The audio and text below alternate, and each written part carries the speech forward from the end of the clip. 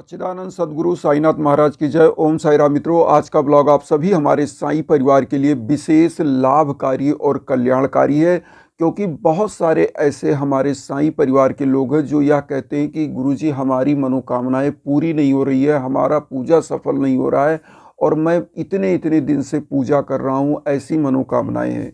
आज मैं आपको बताना चाहता हूँ कि साईं बाबा की पूजा में क्या करना चाहिए, क्या नहीं करना चाहिए अगर आप साईं बाबा की पूजा करते हैं।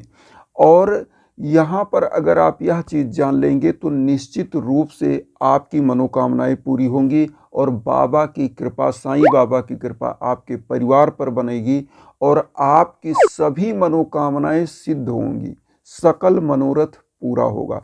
तो आइए जानते हैं साईं बाबा की पूजा में क्या नहीं करना चाहिए। देखिए, साईं बाबा की पूजा अगर आप करके उठते हैं और अचानक से आपके घर के सामने कोई भी भिखारी आता है, वो भिक्षा के लिए आपसे मांग करता है या कोई चीज़ मांगता है, यथाशक्ति जो आपके पास है उतना आप दान करें।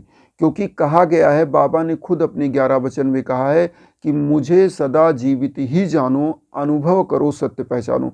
तो बाबा क्या करते थे कि अपने भक्तों की कई बार परीक्षाएं लेते थे। कैसे लेते थे? वह रूप बदल कर, कभी जानवर के रूप में, कभी किसी रूप में, कभी कैलेंडर पोस्टर के रूप में वह उनके घर आ जाते थे। तो यहाँ पर यह आपको जानना है कि कोई भी भिखारी आ गया, भिक्षा मांग रहा है, आपको उसमें इरिटेट हो जाते हैं कि मैं पूजा कर रहा था, ये चिल्ला रहा है। ऐसा कुछ नहीं है। आप तुरंत, अगर कोई आ गया है, यथासमर्थ जो भी आपके पास है वह उसको दान दें। अगर कोई जानवर आता है आपके घर के सम्मुख, बार बार आता है, चाहे वह कुत्ता हो, गाय हो, कोई भी जानवर, अगर वह खाने के टाइम पर आता है और आप बाबा की पूजा करते हैं, पूजा करने के बाद आप खाना खाने जाते हैं और कोई जानवर आ गया, तो या तो खाना के पहले आप उसको दीजिए या खाना खाने के बाद उस जानवर को भी तृप्त करना चाहिए। बाबा इस चीज़ों से बहुत ही प्रसन्न होते थे। अब यहाँ पर आता है कि किसी भी जानवर को मारना नहीं चाहिए। क्यों? क्योंकि वह किसी उद्देश्य से आता है आपके पास कि आप एक मानव हैं, आप भी कुछ निवाला मुझे भी दे सकते हैं, कुछ नहीं तो जूठन ही दे सकते हैं। तो इस उद्देश्य से आता है। तो किसी भी जीव आत्मा को आप सताएंगे नहीं, क्योंकि साईं बाबा इन चीज़ों से बहुत क्रोधित होते थे और उसकी कभी मनोकामनाएं या फल उसके पूजा का उसको प्राप्त नहीं होता है। तो बाबा जो करते थे उस आचरण को अगर हम करते हैं, साईं सच्चरित्र अगर आप पढ़ेंगे तो उसमें देखेंगे कि बाबा कैसे जीवों की रक्षा करते थे, मनुष्यों की कैसे रक्षा करते थे। इवन बाबा जितना भिक्षाटन करके मांग के लाते थे वह चीज़ भी वितरित कर देते थे। यहाँ छोटी छोटी चीज़ें आपको लग रही होंगी, लेकिन यह चीज़ जानना जरूरी है।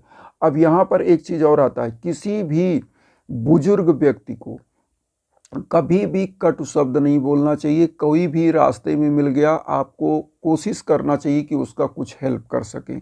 जैसे कोई भी व्यक्ति रास्ता नहीं क्रॉस कर पा रहा है, कहीं सड़क पे है, तो आप अगर हेल्प कर सकते हैं तो यह आपके लिए, आपकी मानवता के लिए, आपके व्यक्तित्व के लिए, आपके कर्म के लिए बहुत ही अच्छा होता है। क्योंकि बाबा किस रूप में कैसे मिल जाए, वृद्ध के रूप में, युवा के रूप में, किसी भी रूप में, तो आपका काम है सहयोग देना। क्योंकि यह अगर जीवन मिला है तो इसको निस्वार्थ भाव से लोगों के कल्याण में लगाना चाहिए। तो यह चीज़ आपको करना है कि वृद्धों को कभी आप कटु नहीं बोलेंगे, उनको असम्मान नहीं करेंगे। क्योंकि हमारे यहाँ माँ बाप और वृद्ध, ऐसी मान्यता है कि कहा जाता है कि सभा में बूढ़े का, बारात में दूल्हे का बड़ा ही महत्व है। तो अगर कोई सभा है और उसमें बूढ़ा व्यक्ति बैठा है, बुजुर्ग व्यक्ति बैठा है, तो वह बहुत ही अच्छी सभा मानी जाती है, अच्छा आयोजन माना जाता है। लेकिन अगर बारात में दूल्हा नहीं है तो वह बारात ही नहीं हो सकती। तो इसीलिए हमारे यहाँ बुजुर्गों का सम्मान बताया गया है।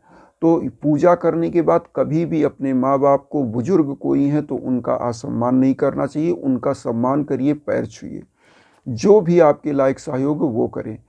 और यहाँ पर एक चीज़ और आता है पूजा करने के बाद सबसे बड़ा चीज़ होता है, लोगों के अंदर दान करने की प्रवृत्ति नहीं होती है। कोई भी पूजा आप करते हैं तो लास्ट में आपको उसका दक्षिणा करना चाहिए। किसी गरीब, दीन, दुखिया, जानवर सबको कुछ ना कुछ आपको करना चाहिए।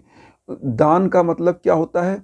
जब आप पूजा कर लिए, पूजा की परिपूर्णता तब मानी जाती है जब आप दान करते हो। अन्न दान, वस्त्र दान, जो भी आप कर सकते हैं, बहुत सारे दान में बहुत सारी चीज़ें दान की हैं। तो अगर आप पूजा करने के बाद, हम ये नहीं कहते कि आप अपने सामर्थ्य से अधिक दान करें, लेकिन यह जरूर करें कि पूजा करने के बाद कुछ गरीबों, दीन दुखियों को भोजन का दान करें, फल फूल बांट दें। अगर वस्त्र देने का आपका सामर्थ्य है तो वस्त्र का दान करें।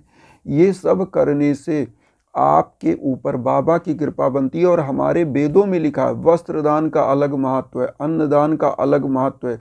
और कौन कौन से ग्रह आपके इससे बनते हैं, जो आपकी कुंडली में बिगड़े हुए ग्रह हैं, जो आपको घातक बीमारी दे रहे हैं, आपको सफलता नहीं दे रहे हैं, ऐसे ग्रहों को शांत करने के लिए भी दान होता है। फल का दान करने से क्या होता है? आपको फल की प्राप्ति होती है। फल पूजा कर रहे हैं, आपकी जो मनोरथ होती है वह सिद्ध होती है। अन्नदान से समस्त प्रकार की दुख, दरिद्रता, निर्धनता दूर होती है। इसलिए अन्नदान की, हमारे यहाँ अन्नदान, भूदान, वस्त्रदान, स्वर्णदान, जो भी सज्जा दान, मतलब जूता चप्पल का दान, सब की चीज़ों का दान के बारे में लिखा गया है। इसका एक एक महत्व है। तो इसलिए जितना समर्थ हो उतना देना चाहिए। बहुत सारे लोग पूरा पोशाक दान करते हैं। पूरा पोशाक में क्या होता है? कपड़ा है, टोपी है, जो भी व्यक्ति पहनता है वो समस्त अंता वस्त्र, वस्त्र, जूता चप्पल सहित पूरा वस्त्र, पूरा पोशाक इसे बोलते हैं। उसमें गमछा होता है, साल होता है, तो सब कुछ दान करते हैं।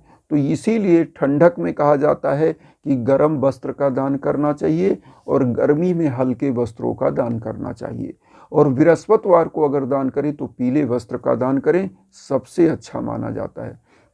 और बृहस्पतिवार को एक चीज़ और ना करें, अपने घर से कोई चीज़ उधार ना दें, क्योंकि बृहस्पतिवार को जब आप कोई चीज़ उधार देते हैं तो ऐसी मान्यता होती है आपके घर की लक्ष्मी रूठ जाती हैं। इसलिए बृहस्पतिवार को दान करें, लेकिन उधार के नाम पर किसी को कुछ ना दें। अब यहाँ आता है बाबा की पूजा करने में हम क्या कर सकते हैं। देखिए, साईं बाबा की पूजा में गरीबों, दीन दुखियों को दान करिए। और उसके बाद किसी भी जीव जानवर को मारना नहीं चाहिए।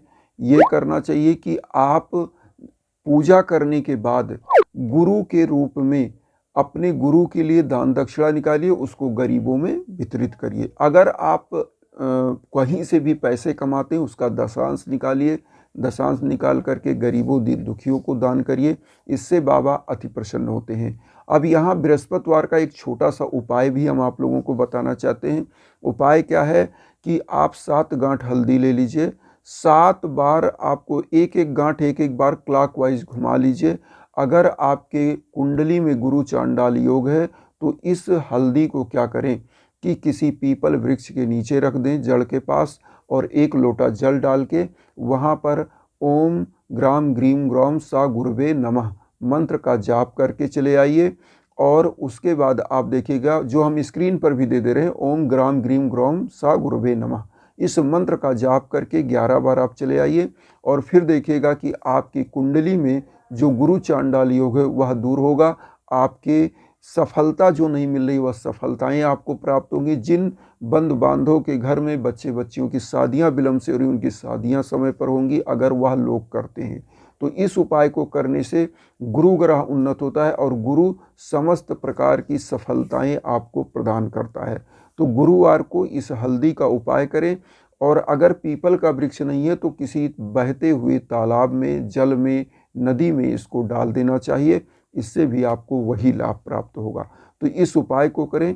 और एक चीज़ और बताएंगे अपनी तरफ से, जो हम बताते रहते हैं, इंस्टाग्राम का लिंक देते हैं। कोई भी हवन, यज्ञ, याजन, पूजन अगर आपके घर में किसी प्रकार की भीषण बाधा है, कहीं सफलता नहीं मिल रही है, कोई चीज़ हो रही है, तो आप हमारे इंस्टाग्राम पर जरूर संपर्क करें। चाहे वह विवाह की बाधा हो, संतान प्राप्ति की बाधा हो, चाहे सफलता आपको नहीं मिल रही है उसकी बाधा है, तो सभी के लिए आप इंस्टाग्राम पर संपर्क करिए। हमारे लायक जो है हम निश्चित आपके सहयोग के लिए तत्पर हैं। और इन्हीं भावनाओं के साथ एक चीज़ मैं कहता हूं कि वसुधैव कुटुंबकम की भावना में आप सभी लोग चैनल को सब्सक्राइब करके अपना आशीर्वाद दीजिए और उन साईं भक्तों तक वीडियो को जरूर शेयर करिए जो किन्हीं कारणों से कष्ट में, दुख में। इसी भावना के साथ ओम साई राम।